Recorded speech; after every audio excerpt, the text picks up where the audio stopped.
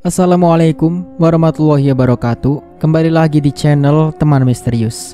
Apa kabar kalian semua? Semoga sehat selalu dan semoga diberi kelancaran dalam segala urusannya. Di kesempatan kali ini saya Dayun akan melanjutkan cerita yang sebelumnya. Bagaimana dan seperti apa kelanjutan ceritanya? Tentunya tak usah berlama-lama, langsung saja kita masuk ke ceritanya.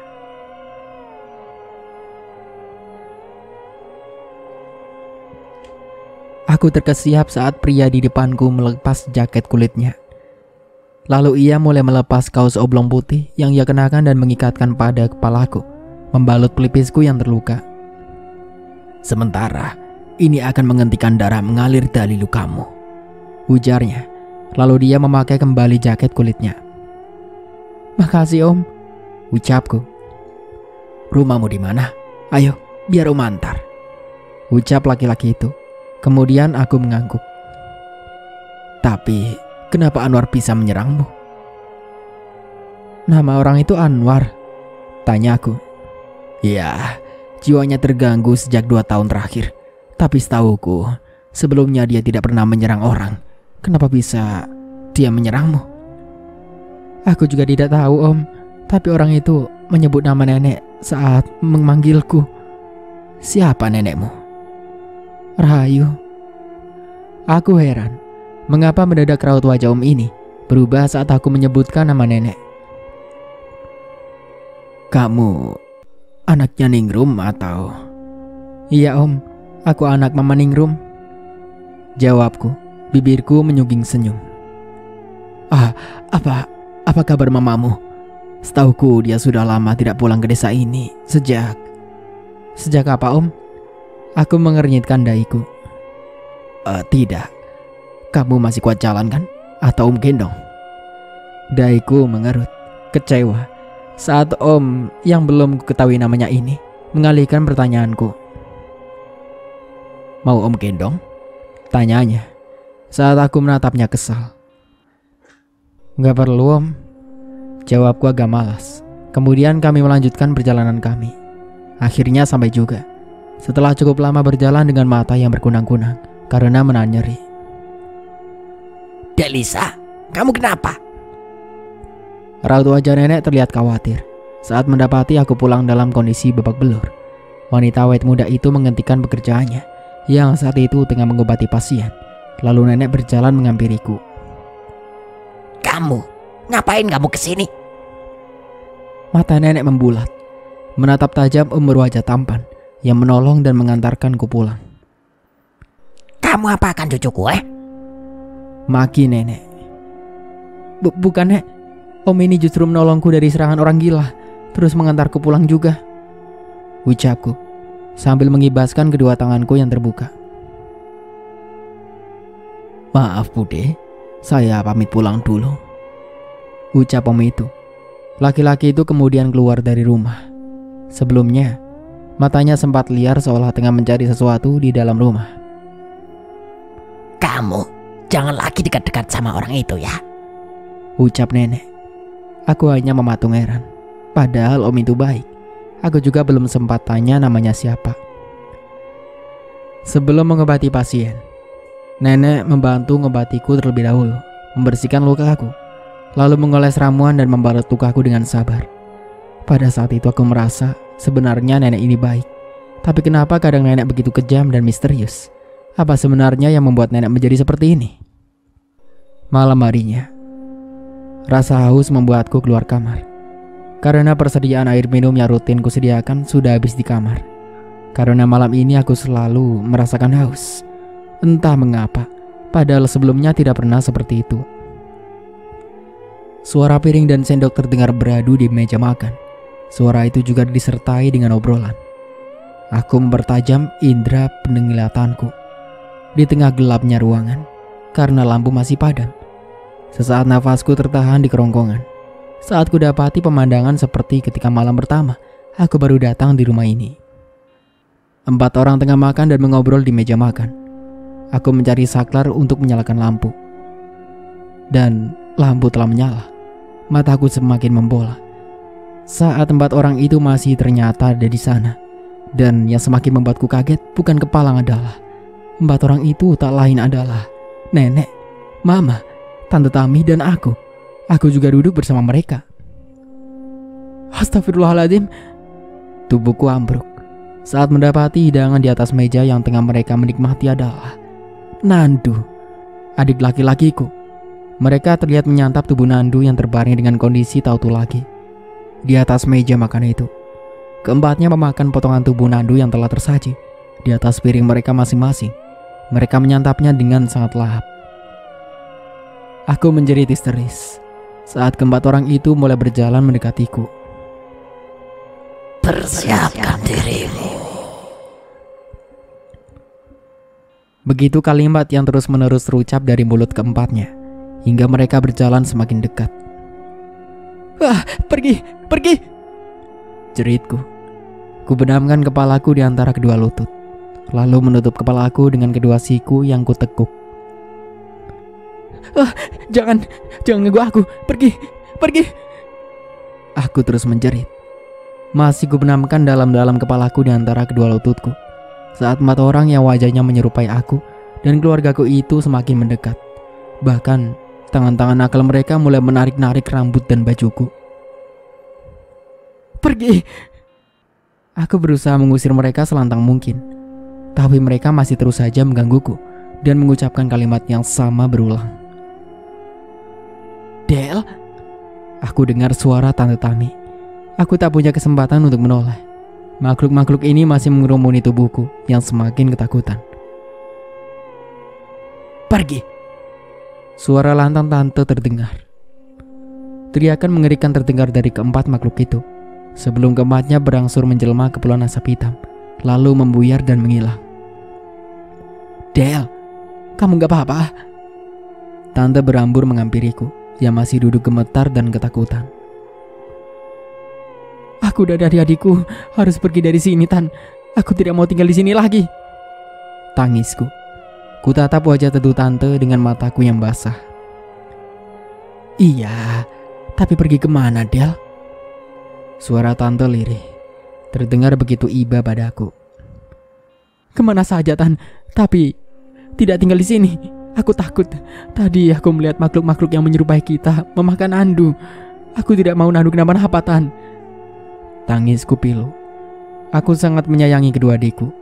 Aku tidak mau sesuatu yang buruk menimpa mereka berdua. Tante terlihat mengernyitkan dahinya cukup dalam. "Sayangnya percuma, Del. Mau pergi kemanapun percuma bagi kita. Sekutu nenek akan selalu mengikuti kemanapun kita pergi, karena dalam darah kita mengalir darah nenek. Suatu saat, kita yang akan meneruskan pengabdian nenek kepada mereka." "Meneruskan pengabdian sekutu? Maksudnya apa, Tante? Aku masih belum paham." Aku semakin cemas. "Kamu tadi bilang kan kalau makhluk yang menyerupai kita itu tengah menyantap tubuh Nandu." Tatapan Tante Tami semakin lekat padaku. Aku mengangguk pelan. Air mataku mengalir lancar saat teringat hal mengerikan yang baru kulihat. "Itulah, Del, alasan Tante. Kenapa Tante lebih memilih menuruti apapun mau nenek yang di luar nalar, bahkan kadang terkesan jahat."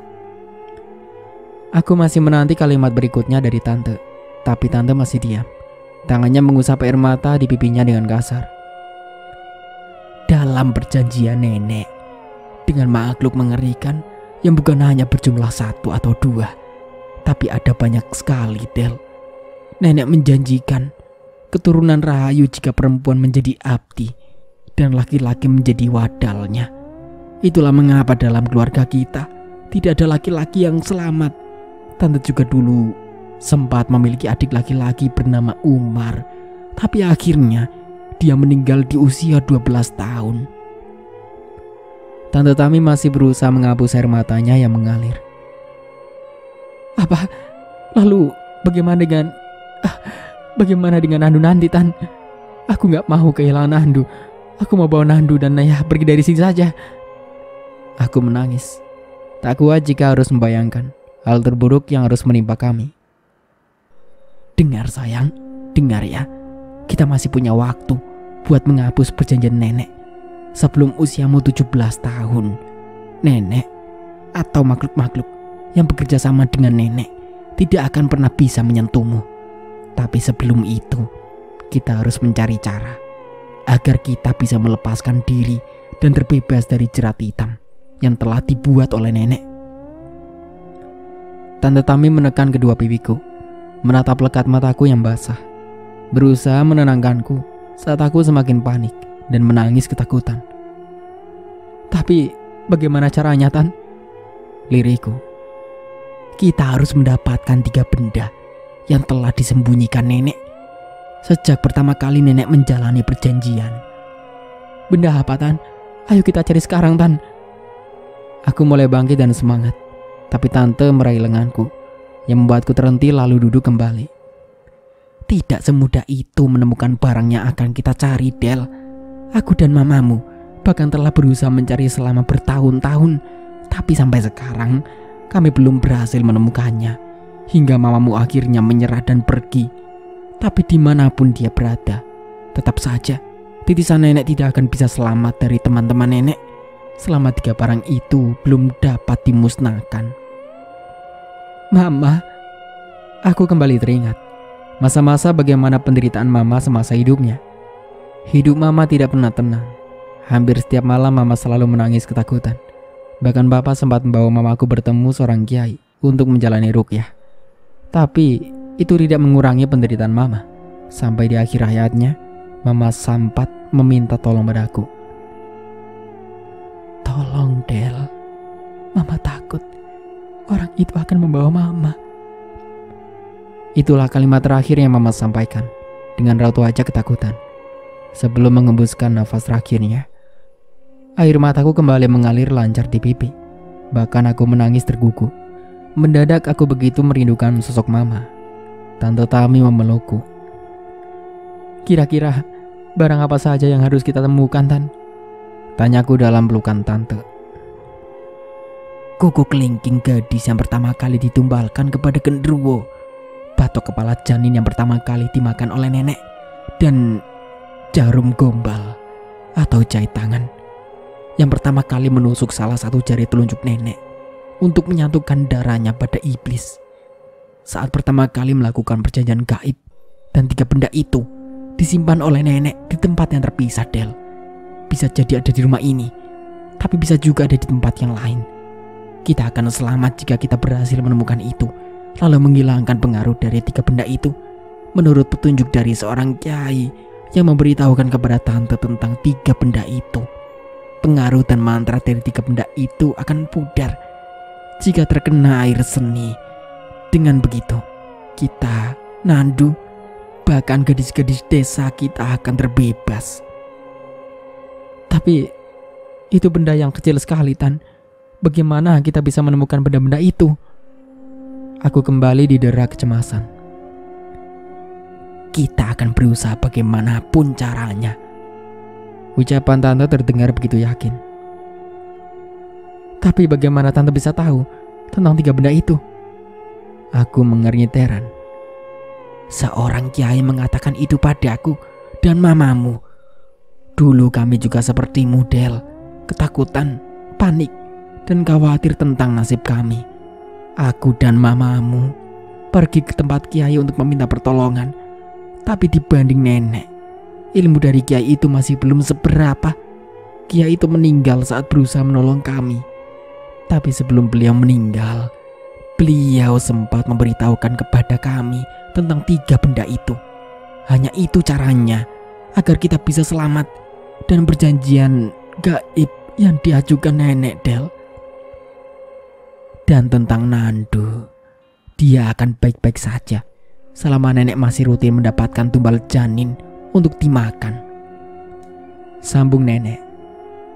Itu berarti jika nenek tidak mendapatkan janin bayi, Nandu benar-benar akan... Sebenarnya bukan dimakan secara langsung, Del.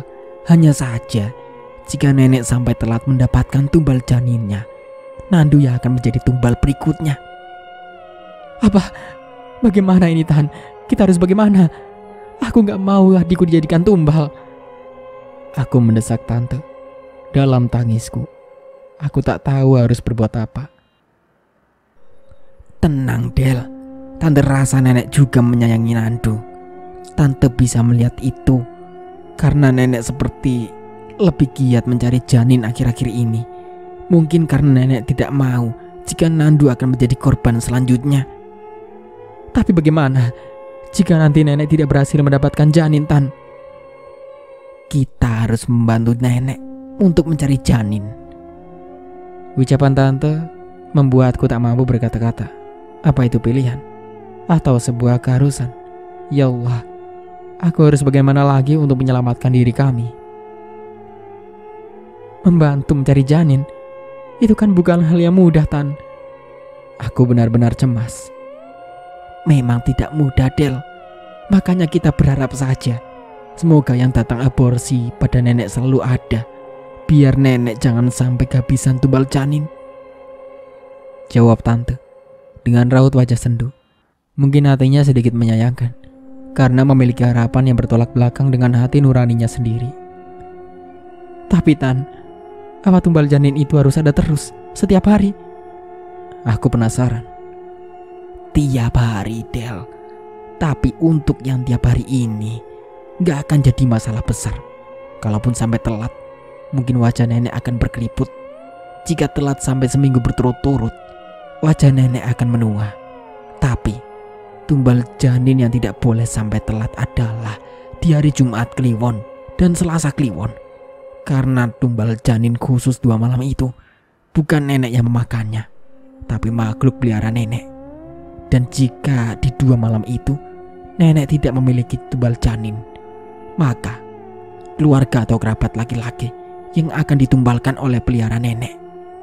Tapi jika tidak ada lagi kerabat nenek, nenek harus mencari anak kecil berjenis kelamin laki-laki untuk ditumbalkan kepada peliharaan itu. Aku meneguk ludah dengan susah payah saat mendengar penuturan Tante Tami saat itu. Dan Del, intinya khusus dirimu, jaga pembalut kotormu ketika tengah batang bulan ya. Tadi tante bilang kalau kamu masih aman sebelum usiamu 17 tahun kan? Persyaratan itu bisa saja pudar jika nenek berhasil mendapatkan pembalut kotormu dan mempersembahkan benda kotor itu kepada genderuwo. Jika sampai itu terjadi, apa yang akan terjadi pada aku, Tan? Aku cemas. Kamu harus melayani peliharaan nenek setiap malam Jumat Kliwon dan Selasa Kliwon. Nafasku serasa sesak. Bahkan untuk menjawab atau berkata-kata pun rasanya sudah tak sanggup lagi. Tenang, Del. Selama kamu mau menurut sama tante, itu gak akan pernah menimpamu. Tante akan berusaha melindungimu. Tante tersenyum. Satu tangannya mengelus pipiku dengan lembut. Tapi aku masih tertegun. Bahkan seluruh tubuhku gemetaran karena takut. Dan satu lagi, Del. Jangan sampai kamu mengucap satu kata yang tidak boleh diucapkan. Kata apa itu, Tan? Bibirku gemetar. Kata sandi. Mengucap berarti mengabdi. Jangan sampai terpancing dengan mulut manis nenek. Jika kamu sampai mengucap kata itu, nasib kamu akan seperti tante.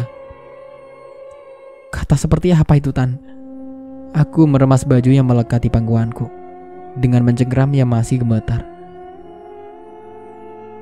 Menyebutkan namanya yang tak boleh disebut.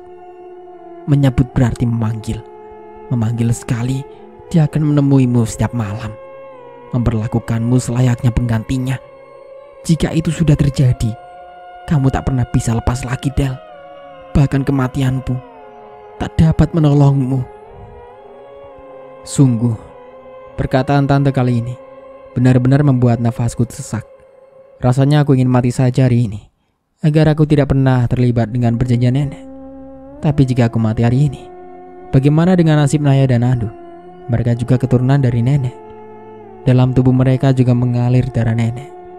Aku tidak boleh menyerah. Aku harus berusaha mencari 3 benda yang disimpan nenek, agar kami segera terbebas dari perjanjian setan yang merugikan dan menyesatkan ini. Kamu masih bebas sekarang, Del. Perbanyak sholat dan ngaji agar Allah melindungimu. Berbeda dengan tante. Hidup tante sekarang tak ubahnya seekor kerbau yang dicucuk hidungnya. Hidup dan mati tante tak ada bedanya. Tetap saja tante akan mengalami siksa. Sekarang ini tante sudah menjadi mempelai wanita dari peliharaan nenek karena pernah terjebak dengan perkataan nenek. Sejak tante menyebutkan namanya yang tak boleh disebut, hidup tante merasa berakhir. Tante hanya bisa berbuat dosa, tak bisa lagi menjalankan sholat, apalagi mengaji. Tapi tante masih bertekad untuk mencari 3 benda itu, Del. Itu adalah satu-satunya cara agar kita bisa terbebas. Dan itu juga yang menjadi alasan tante untuk tetap bertahan hidup sampai saat ini. Karena tante ingin menyadarkan nenek serta membebaskan kalian semua. Aku hentakkan tubuhku pada tante. Kupeluk tubuh rampingnya dengan erat. Tak kusangka pengorbanan tante selama ini begitu berat. Keesokan harinya, ini punya orang yang kemarin nolongin aku dari orang gila, Tan. Tapi aku nggak tahu orang itu tinggal di mana. Namanya aja aku nggak tahu. Aku lupa nanya, Tan. Aku mau balikin kaos ini. Mungkin nanti aku bawa ke tempat kemarin aku ketemu dia aja lah. Siapa tahu om itu ada di sana. Ya udah, nanti sama tante sekalian kita jalan ke pasar ya. Oh iya, Tan. Jawabku bersemangat. Mana, Del? Orang yang nolongin kamu kemarin. Kita udah lama lo nunggu di sini. Tanya tante. Kepalaku masih celingukan mencari. Sudah hampir 2 jam. Aku dan tante menunggu di tempat kemarin. Tapi om tampan itu masih belum nampak.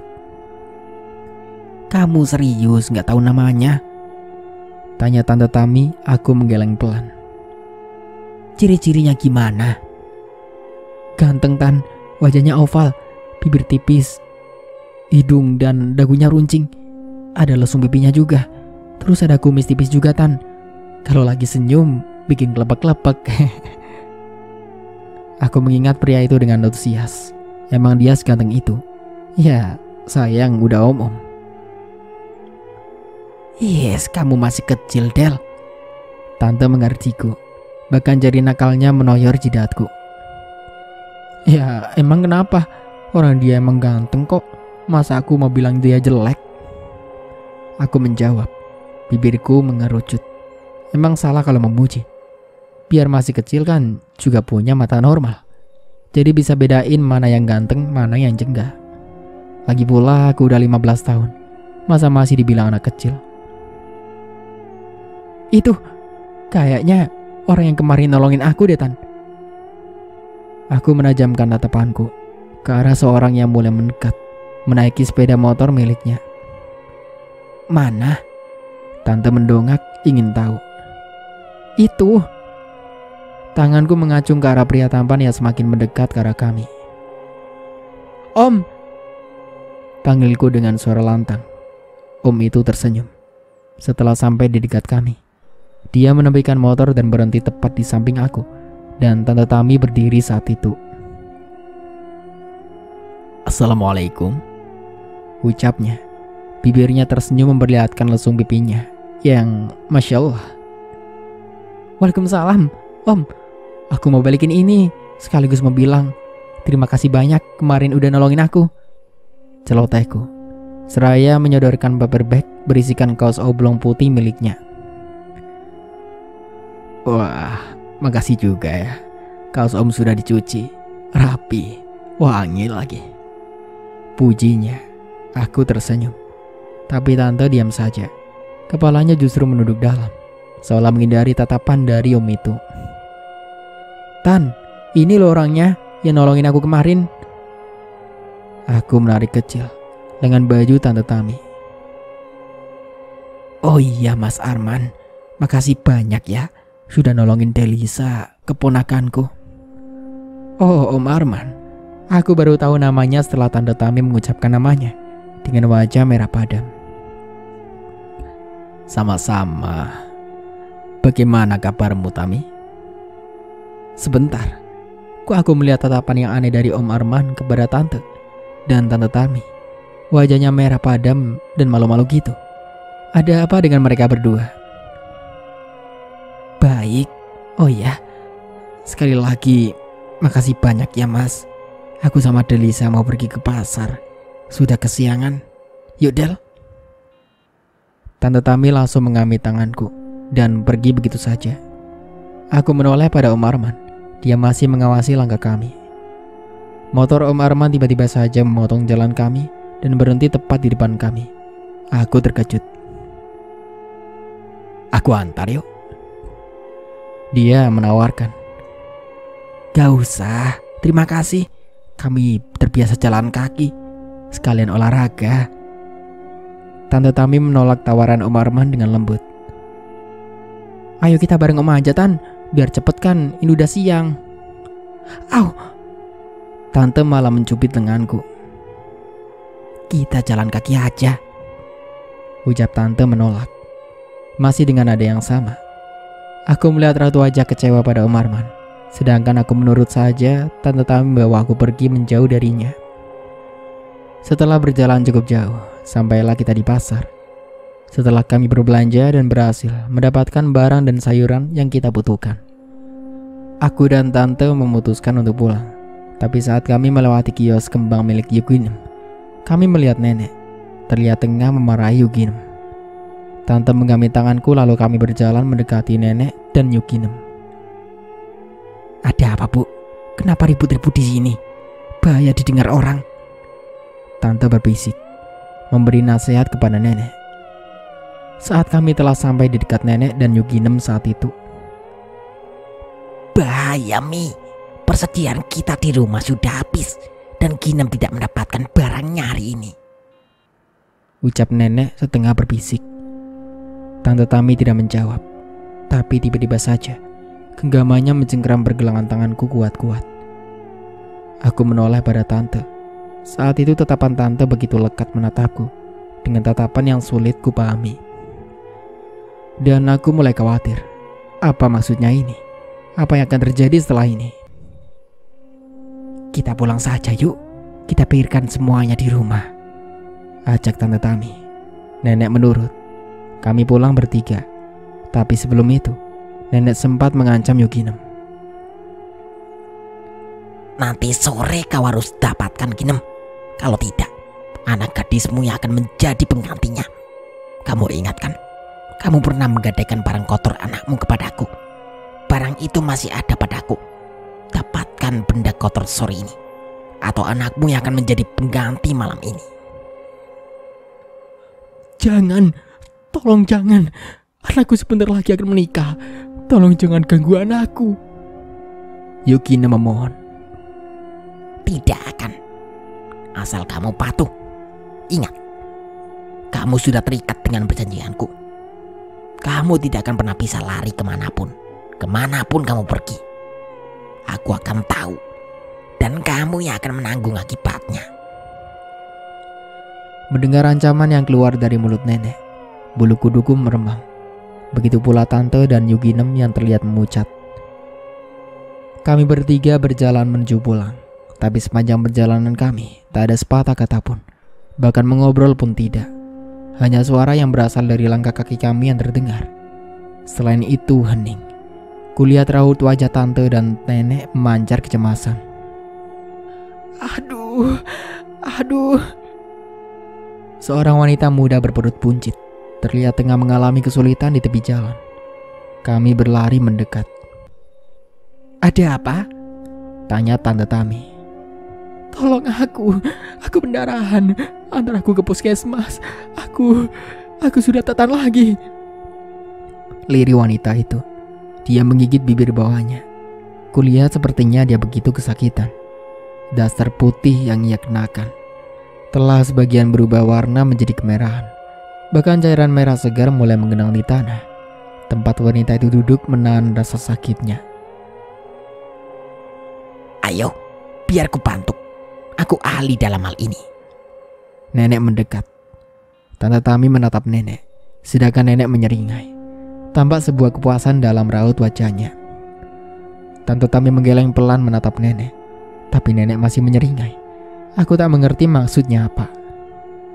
Perempuan itu mengangguk. Sepertinya dia memang sudah tidak tahan lagi. Karena perempuan itu sudah tidak sanggup lagi untuk berjalan. Nenek dan Tante Tami memapa wanita yang tengah kesakitan itu ke dalam semak-semak yang ada di tepi jalan. Jalan itu tampak sepi. Bahkan tak terlihat satupun kendaraan yang lewat.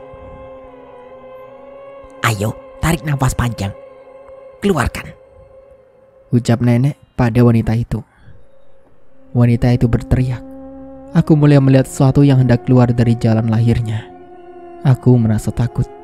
Baru kali ini aku menyaksikan dengan mata kepalaku sendiri seseorang yang hendak melahirkan. Alhamdulillah. Akhirnya aku dapat bernapas lega. Setelah beberapa menit, nafasku tertahan karena begitu tegang. Aku mendekat pada nenek. Bayi itu menangis dalam gendongan nenek.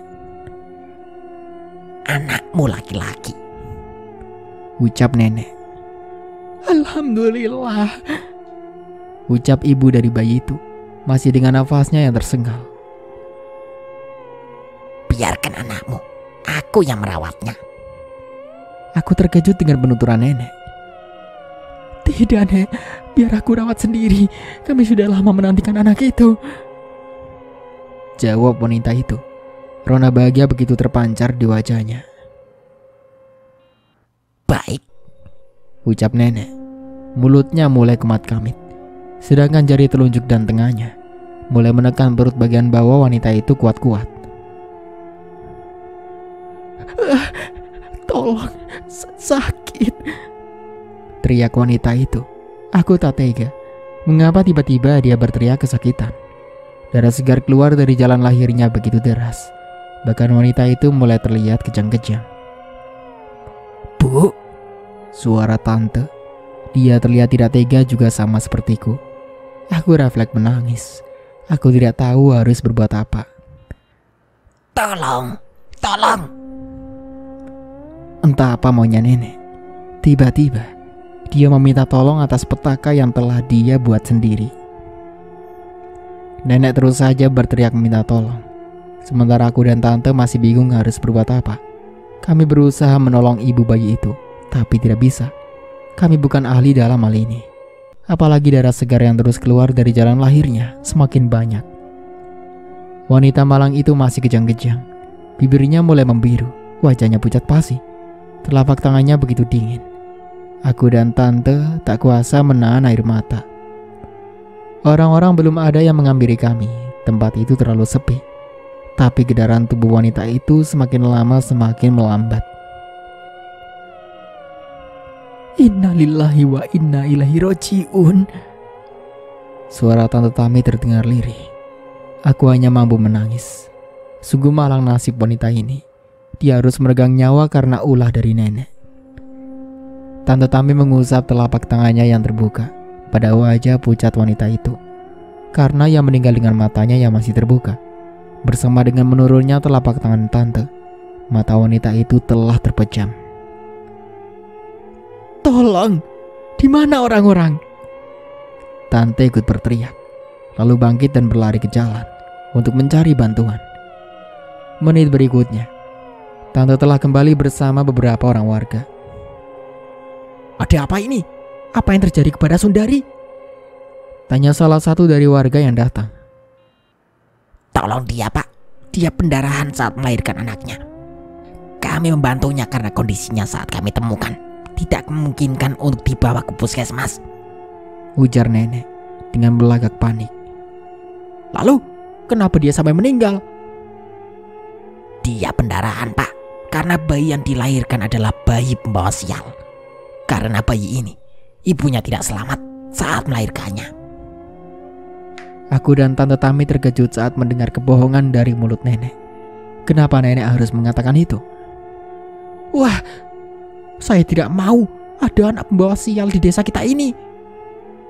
Bagi seorang bapak berkumis tebal yang berada di antara warga yang hadir menyaksikan Sundari. Kalau sudah tahu bayi itu membawa sial, lebih baik kita lenyapkan saja, ucap warga lainnya, yang kemudian disambut setuju oleh warga lainnya lagi. Nenek menyungging senyum. Mungkin dia tengah merasa beruntung, karena warga desa ini selalu percaya dengan apapun yang dia katakan, hanya karena dia merupakan dukun kampung yang sudah sangat tersohor di wilayah ini. Aku hanya mampu diam, ingin sekali mengatakan kebenarannya pada warga, tapi aku tak berani. Aku juga tidak tahu maksud dari nenek kali ini untuk apa. Ya sudah, kalau begitu kita hanyutkan saja di kali bayi pembawa sial ini, agar dia tidak menularkan kesialan pada warga desa, seru seorang warga. Tidak, kalau dihanyutkan, kemungkinan selamat bisa saja terjadi. Lebih baik kita habisi saja langsung, sahut warga yang lainnya.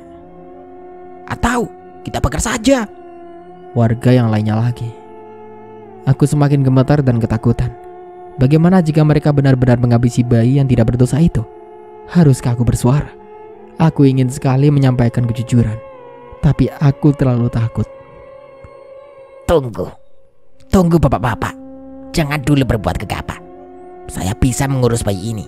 Akan saya pastikan bayi ini tidak akan pernah membawa kesialan kepada siapapun selama dia berada dalam pengasuhanku. Suara nenek begitu lantang, memotong kegaduhan warga yang saat itu tengah sibuk memikirkan bagaimana cara menyelamatkannya bayi merah yang tidak berdosa itu. Baik, kalau begitu Nek, kami selalu percayakan apapun keputusan ke Nek Rahayu. Itu pasti yang terbaik bagi kita. Betul kan bapak-bapak? Sambut seorang warga begitu antusias. Betul, sosok warga yang lainnya. Tapi bagaimana jika ayah dan keluarga dari bayi ini menuntut? Tanya nenek kepada warga yang masih berkumpul di sana. Itu menjadi urusan kami, sorak warga kemudian. Nenek kembali menyeringai puas. Jasad Sundari telah diurus oleh warga, sedangkan kami membawa pulang bayinya. Untuk apa nenek membawa bayi ini, Tan? Tanyaku pada tante. Jujur aku begitu mengkhawatirkan bayi merah yang saat itu berada dalam gendongan tante. Shh, diam saja. Kita berharap saja tidak akan terjadi hal yang buruk pada bayi malang ini, bisik tante, menekan telunjuknya di bibir. Aku hanya mampu meneguk ludah. Aku dan Tante Tami, serta bayi merah yang berada di pangkuan Tante Tami, duduk menunggu di kursi ruang tamu. Sementara nenek tengah masuk ke dalam kamar rahasianya. Entah sedang apa nenek di sana. Kami pun sudah menunggu cukup lama. Aroma bakaran kemenyan mulai tercium di indera penciuman kami, yang kuyakini jika aroma itu berasal dari kamar rahasia, tempat nenek masih berada di dalamnya. Pintu depan dan jendela sengaja ditutup rapat. Nenek bilang dia tidak menerima pasien hari ini. Oleh karena itu, rumah terasa sepi dan mencekam saat ini. Setelah menunggu cukup lama, akhirnya nenek keluar juga dari dalam kamar rahasianya. Kamar itu hanya bisa dimasuki oleh nenek saja. Bahkan Tante Tami pun tidak pernah berhasil memasuki kamar itu. Karena menurut Tante Tami, di pintu masuk kamar itu ditunggu sosok wanita berambut panjang yang lidahnya menjulur keluar. Wanita tersebut akan mengibaskan lidahnya kepada seseorang yang berani memasuki kamar itu tanpa izin dari nenek. Lidah sosok wanita itu menurut Tante sangat panjang, bahkan sampai menjuntai menempel tanah. Sehingga saat seorang terkena gibasan dari lidah itu, seorang tersebut akan mengalami sakit parah. Bahkan bisa saja berakhir dengan meninggal jika tidak dapatkan maaf dari nenek. Pegang bayi itu, Tami. Mau diapakan bayi ini, Nek? Aku beranikan diri bertanya pada nenek. Aku tidak tega melihat bayi yang terus-menerus menangis di pangkuan Tante Tami. Bahkan bayi itu terlihat kedinginan dan kelaparan karena nenek melarang kami memakaikan baju atau berikan susu. Bahkan nenek juga melarang kami membersihkan tubuh bayi itu. Darah bawaan lahir masih mengotori seluruh tubuh mungilnya.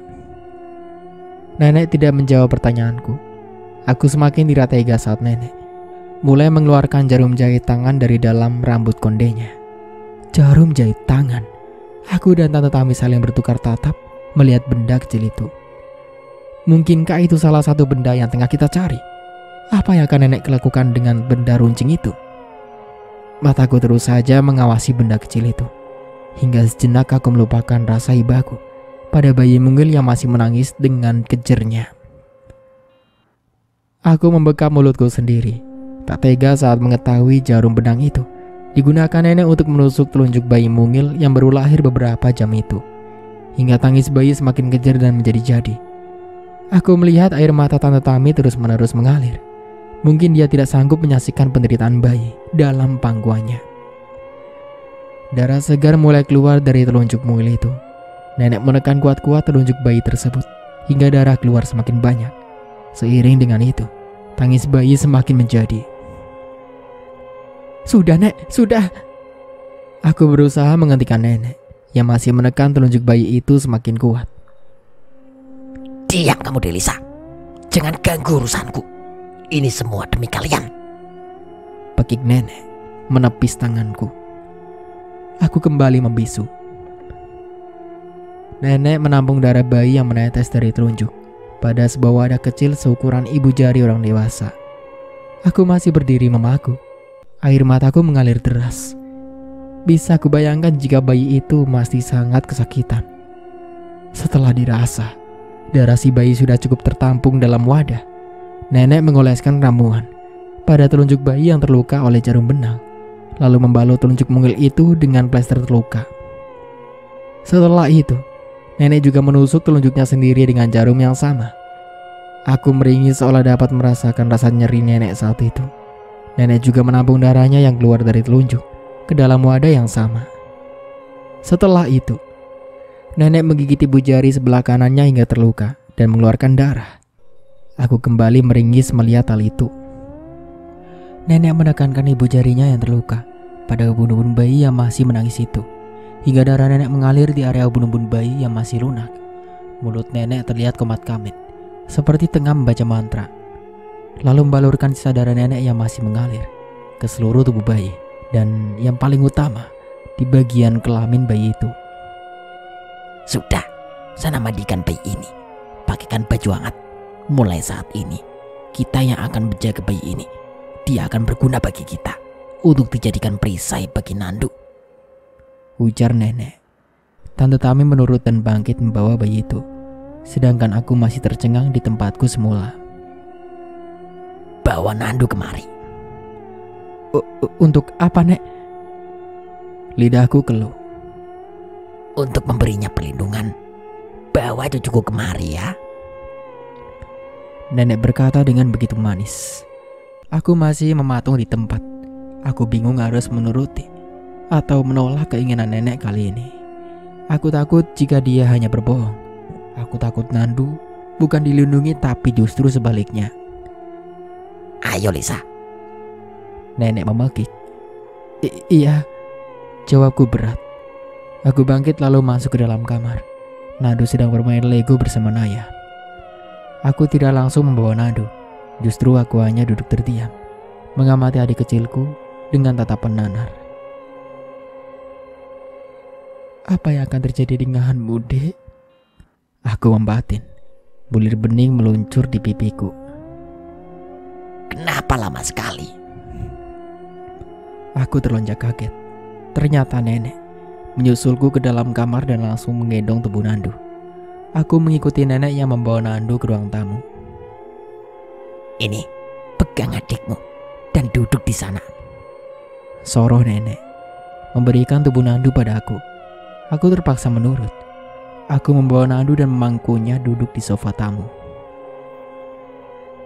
"Nah, Nandu suntik dulu ya, biar nggak sakit." "Nggak mau, Nandu, atut-atik." Nandu mulai meronta dan menangis dalam pangkuanku. Dia ketakutan melihat jarum runcing di tangan nenek. "Pegang kuat-kuat, Elisa," tita nenek. "Tunggu, Nek, apa ini bahaya? Itu bukan jarum suntik, itu jarum benang. Dan lagi itu sudah bekas kalian. Aku takut Nandu kena titanus jika akan ditusuk pakai jarum itu." Aku berusaha mencegah. "Tidak akan. Nenek punya ramuan anti titanus. Gak akan berbahaya bagi Nandu. Hanya dengan ditusuk jarum. dan diambil sedikit darahnya, justru nyawanya bisa terancam jika kita tidak segera melakukan ini. Kamu mau Nandu mati konyol lah. Ancaman nenek membuatku takut. Akhirnya aku menurut saja. Ku pegang erat-erat tubuh Nandu yang terus-menerus meronta. Bahkan dia juga menangis semakin keras. Aku memalingkan wajahku. Tak tega saat jarum benang itu mulai menusuk. Telunjuk tangan kiri Nandu cukup dalam. Aku hanya bisa menangis. Seperti bayi itu, nenek juga menekan telunjuk Nandu yang terluka. Darah segar keluar dan menetes. Nenek mulai menampung darah itu ke dalam wadah yang sama. Tempat darah nenek dan bayi itu telah tertampung. Nah, sudah selesai sayang, ucap nenek pada Nandu, seraya mengoles ramuan pada telunjuk Nandu yang terluka. Lalu membalut luka itu dengan plester. Atit kak. Nandu membenamkan wajah mungilnya ke dalam dadaku. Aku menciumi pucuk kepalanya dengan air mataku yang masih mengalir. Sudah, sekarang Nandu bisa main lagi di kamar ya. Ini permen buat Nandu sama Kak Naya. Bagi rata ya. Nenek kembali merayu. Adik kecilku hanya mampu mengangguk lemas dengan matanya yang masih basah. Nandu menerima sebungkus permen dari tangan nenek, lalu melangkah lambat kembali ke dalam kamar.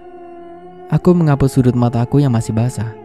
Mataku kembali mengawasi jarum benang yang tengah kami cari. Nenek membersihkan jarum itu dengan kapas dan alkohol. Mulutnya kumat-kamit, lalu meniup benda runcing itu. Setelah itu, jarum itu dimasukkan ke dalam gulungan konde di kepala nenek. Aku terkejut. Karena itu, pantas saja tante dan mama selalu gagal mencari. Ternyata nenek menyimpan barang itu di dalam rambutnya yang digulung di atas kepalanya. Tapi, walaupun sekarang aku sudah tahu bagaimana caraku untuk bisa mengambil benda itu. Untuk apa darah itu, Nek? Kali ini perhatianku beralih pada darah 3 orang yang telah bercampur di dalam botol ini. Kamu tidak perlu tahu, Del. Yang jelas dengan ini, kita masih bernafas lega karena Nandu akan segera memiliki perisai pelindung. Aku mengernyitkan dahiku, tak mengerti dengan apa yang dimaksud nenek. Sekarang selain aku harus mencari tahu untuk apa darah itu, aku juga mesti berpikir keras bagaimana cara mengambil jarum benang yang terselip di atas kepala nenek, tapi tanpa diketahui oleh nenek. Aku menghampiri Tante Tami yang tengah memakaikan pakaian kepada bayi itu. Bayi lucu itu sudah lebih tenang setelah dimandikan.